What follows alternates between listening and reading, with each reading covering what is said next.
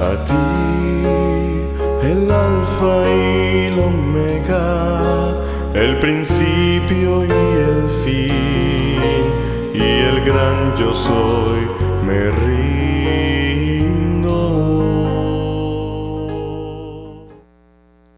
Una vez más, bienvenidos al estudio de la Palabra de Dios. Y pedimos la bendición de Dios para el estudio de su palabra.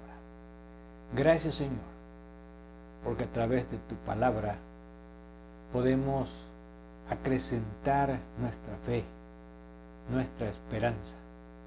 Y porque en tu palabra has dejado una gran nube de testigos de la fe. Que nuestra fe esté siempre puesta en Cristo Jesús. Amén. Y ahora el libro de Hebreos nos enseña acerca de Jesús, el autor y el consumador de la fe. Cuando decimos puestos los ojos en Jesús, significa que nuestra fe estará basada solamente en Jesús, que nuestra confianza estará basada solamente en Jesús y que nuestra vida estará puesta en las manos de Jesús. Sin embargo, hablar de fe es hablar de desafíos. ¿Por qué? Porque la fe siempre va a desafiar al mundo. Y no solamente al mundo, sino aún las mismas circunstancias de la vida. Porque muchas veces la fe va en contra de la razón. Algunas veces la fe va en contra de las circunstancias. Algunas veces la fe va en contra de la lógica. Algunas veces la fe va en contra de lo que parece ser que va a ocurrir. Por esa razón, cuando hablamos de tener fe en Jesús, hablamos de ir en contra de lo que humanamente nos parece que es correcto, de lo que humanamente nos parece que es lo apropiado, de lo que humanamente nos parece que es la dirección correcta. Y esto lo podemos ver no solamente como una teoría bíblica, sino como una evidencia de todos aquellos hombres de fe que vivieron y que nos dejaron un legado a través de su ejemplo en las Sagradas Escrituras. Por eso cuando Pablo habla de la fe en el capítulo 12, que es una continuación o una conclusión del capítulo 11, que es el capítulo de la fe, Pablo presenta a este grupo como una gran nube de testigos. Dice en Hebreos 12:1, por tanto, nosotros también teniendo en derredor nuestro tan grande nube de testigos. ¿Testigos de qué? Testigos de la fe. Testigos de haber ido en contra de lo que humanamente tal vez convenía, de lo que humanamente parecía ser mejor, de lo que humanamente podría ser más cómodo, pero que sin embargo se atrevieron a desafiar la propia vida y las circunstancias de la vida para tener un lugar en la gran nube de testigos de la fe. Y el libro de Hebreos capítulo 11 presenta una lista grande de testigos de la fe. Pero vamos a mencionar algunos que se destacan por ciertas circunstancias, por ciertas situaciones y también por darnos un ejemplo específico ante ciertos momentos en que nosotros necesitamos tomar decisiones. Porque la fe siempre conlleva a tomar decisiones que pueden ir aún en contra de lo que parece correcto, de lo que parece lógico, de lo que parece normal. Y tenemos en primer lugar en el capítulo 7 a Noé. Hay muchas cosas que se dicen de cada testigo de la fe, pero vamos a ver cuál es la frase que revela mejor la experiencia de la fe de cada uno de estos personajes.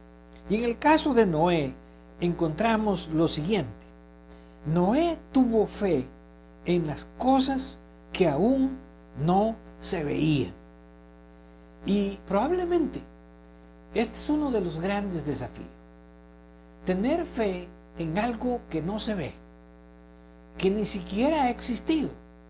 Sin embargo, si Dios lo ha dicho, si Dios lo ha prometido, tiene que ser real.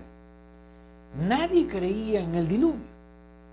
El diluvio no existía porque no había llovido, ni había evidencias de que fuese a llover.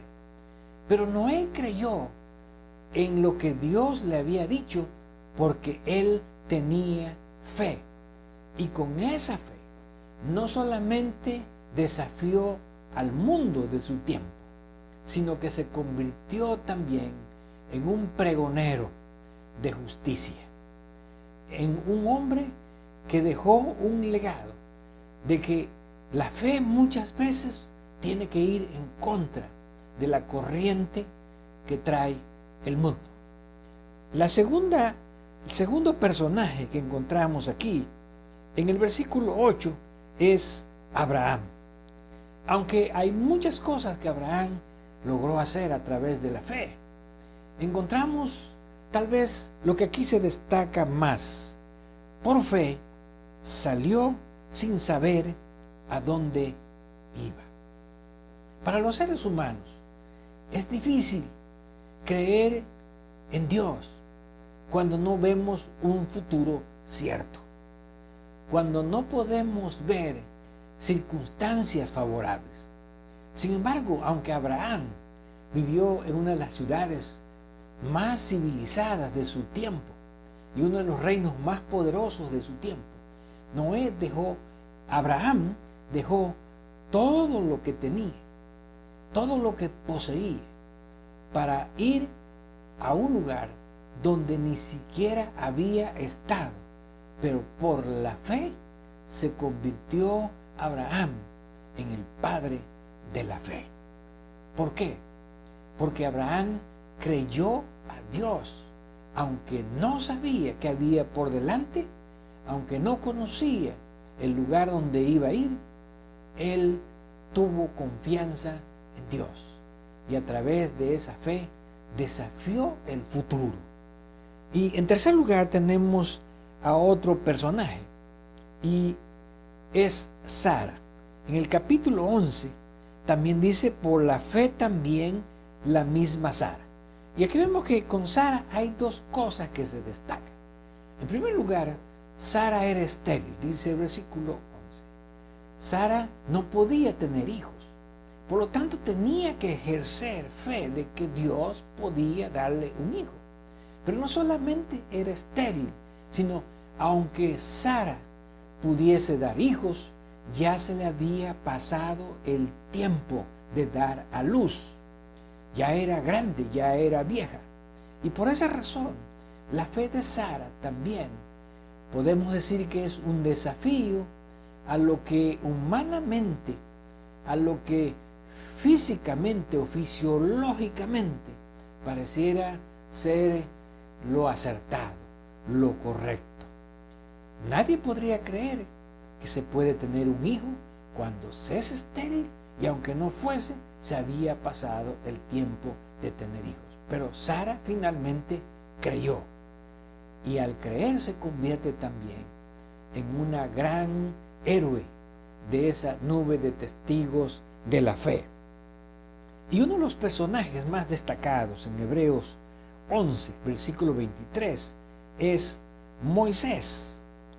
Y aquí vemos a Moisés como un ejemplo de fe de aquellos que prefieren perder las ganancias que el mundo ofrece, que prefieren perder las oportunidades que el mundo ofrece, las riquezas, los bienes materiales, para sufrir y convertirse en un hijo de Dios. Y no solamente él, sino a fin de poder ayudar al pueblo de Dios. Y encontramos aquí las siguientes declaraciones acerca de Moisés. Dice el versículo 24: rehusó llamarse hijo de la hija de Faraón. De acuerdo a lo que nosotros encontramos en esta declaración, Faraón solo tenía una hija y Moisés era legalmente el hijo de la hija de Faraón. Por lo tanto, Moisés era el heredero al trono de Egipto. Moisés ya se había convertido en un gran guerrero, en un gran líder, y estaba preparado para poder ser el próximo faraón de Egipto, el hombre más importante de sus tiempos. Sin embargo, él rehusó. ¿Por qué rehusó? Porque había un pueblo maltratado, que era el pueblo de Dios. Y al escoger este pueblo maltratado, entonces Moisés también llevaría la misma suerte de ser maltratado. Pero él eligió eso. Prefirió tener el maltrato que gozar de los deleites temporales de este mundo. Es verdad que lo que el mundo ofrece, lo que las riquezas ofrecen, las comodidades del mundo, parecieran ser muy tentadoras, muy atractivas. Sin embargo, en la Escritura siempre se le llama placeres temporales. ¿Por qué? Porque solamente se puede disfrutar por un corto tiempo y después se termina. No nos las podemos llevar con nosotros a la tumba. Por eso Moisés, de acuerdo a lo que dice la declaración del versículo 26, porque tenía puesta la mirada en el galardón. El galardón, la recompensa o el premio, es lo más importante finalmente en este mundo. Porque ese galardón no es temporal, ese galardón es eterno, el premio es eterno. Tal vez nunca podremos lograr tener lo mejor de este mundo, pero sí podemos llegar a tener lo mejor de Dios en este mundo. Tal vez nunca podremos ganar todos los tesoros o las riquezas que tanto se codician en este mundo, pero sí podemos lograr tener la gran recompensa eterna que no se puede comparar con nada de este mundo. Y finalmente encontramos que aunque hay muchos personajes, Pablo en el capítulo 11 desea destacar dos grandes grupos de la fe. El primer grupo es a quienes nosotros llamaríamos los grandes héroes de la fe, que se distinguen por ganar batallas, por alcanzar glorias espirituales y por finalmente tener un lugar prominente en este mundo como hijos de Dios. Y estos son los que pudieron lograr grandes proezas a través de la fe. Pero hay otro grupo que muestra Pablo y que nos ayuda a entender que no siempre los hombres de fe tuvieron que tener los mejores momentos en esta vida. No todos los hombres de fe tuvieron una muerte tranquila y apacible. No todos los hombres de fe llegaron a pasar su vida en esta vida de una forma tranquila y favorable. Sin embargo, a pesar de eso, también se convierten en héroes de la fe, aunque no a través de proezas y logros, sino a través del sufrimiento, a través del martirio y a través del testimonio que con sus propias vidas tuvieron que dar para convertirse también en uno de los grandes de la nube de testigos de la fe. Y vamos a ver primeramente aquellos que lograron grandes proezas a través de la fe. Y Pablo comienza en el versículo 32 y dice: ¿y qué más digo? Porque el tiempo me faltaría contando de Gedeón, de Barak, de Sansón, de Jefté, de David, así como de Samuel y de los profetas, que por la fe, y aquí vienen las proezas, conquistaron reinos, hicieron justicia, alcanzaron promesas, taparon bocas de leones y apagaron fuegos impetuosos, evitaron filo de espada, sacaron fuerzas de debilidad, se hicieron fuertes en batallas, pusieron en fuga ejércitos extranjeros. Las mujeres recibieron sus muertos mediante resurrección. Ahora, ¿a quién le gustaría estar en este grupo de aquellos que alcanzaron grandes proezas espirituales, grandes logros espirituales a través de la fe? Y Pablo los pone allí como héroes de la fe, en el sentido no solamente de que ejercieron fe, sino que lograron grandes logros espirituales, proezas espirituales, victorias espirituales, convirtiéndose en este grupo que tuvo grandes triunfos con la bendición de Dios y por medio de la fe. Sin embargo, tal vez nosotros no estamos en ese grupo y estamos en el grupo que Pablo denomina los otros. ¿Quiénes son los otros? No siempre tener fe nos va a hacer lograr grandes proezas espirituales en este mundo o poder convertirnos en grandes héroes de la fe, de acuerdo a la perspectiva humana.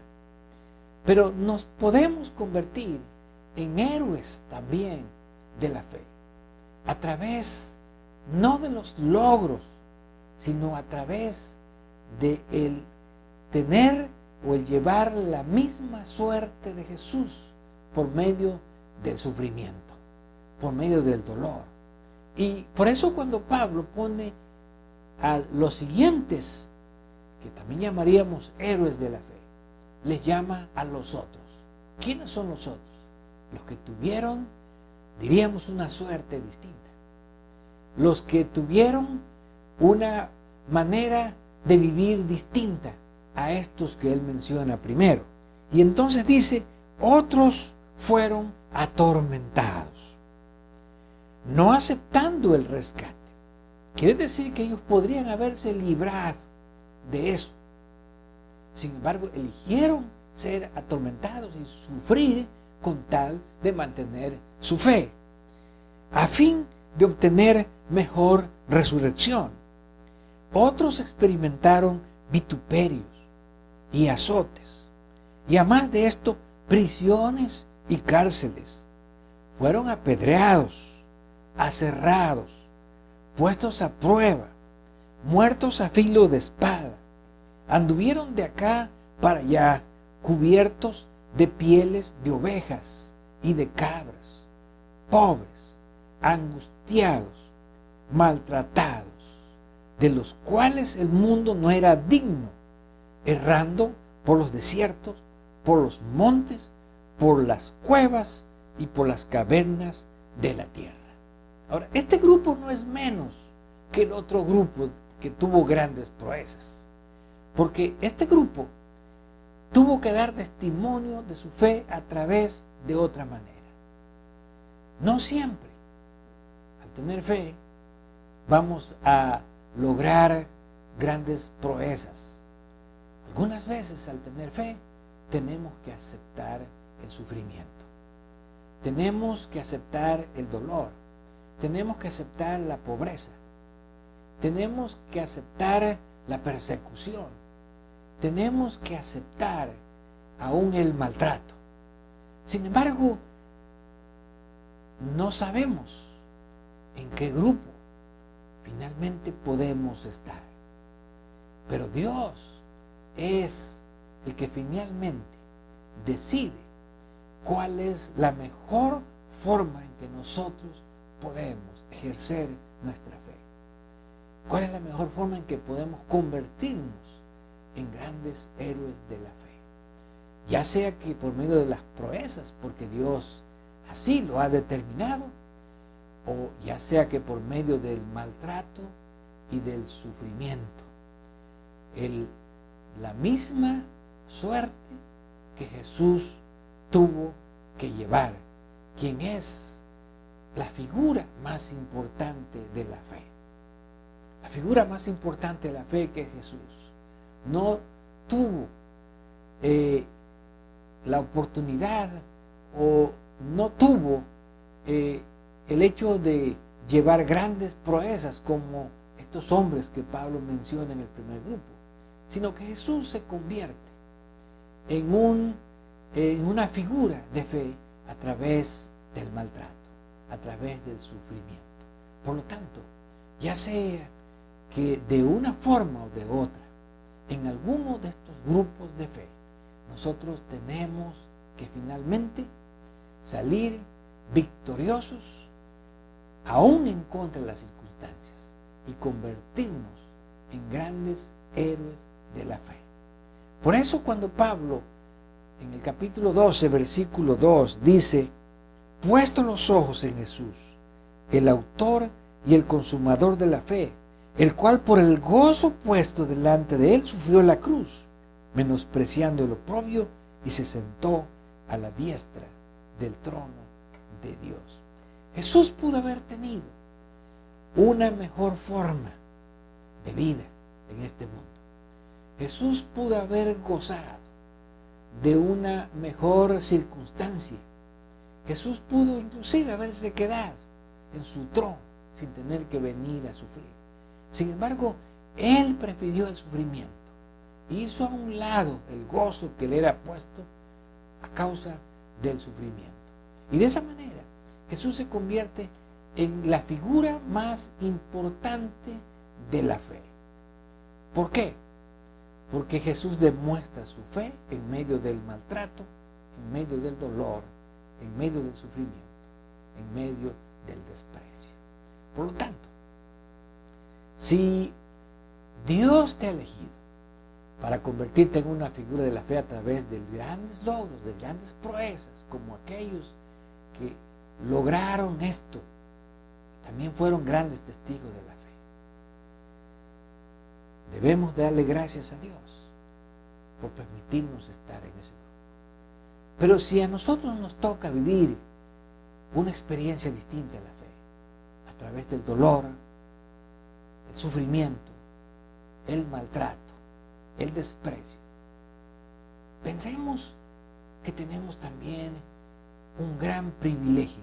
¿Por qué? Porque estamos en el grupo de Jesús. Jesús no está puesto aquí en el grupo de los que logran grandes proezas. Jesús está puesto en el grupo de aquellos que experimentan a través de la fe, tal vez desprecio, sufrimiento, dolor, maltrato, persecución, tribulación. Y por lo tanto, de esa manera, pertenecemos al grupo más importante, el grupo de Jesús. A ti, el alfa y el omega, el principio y el fin, y el gran yo soy, me rindo.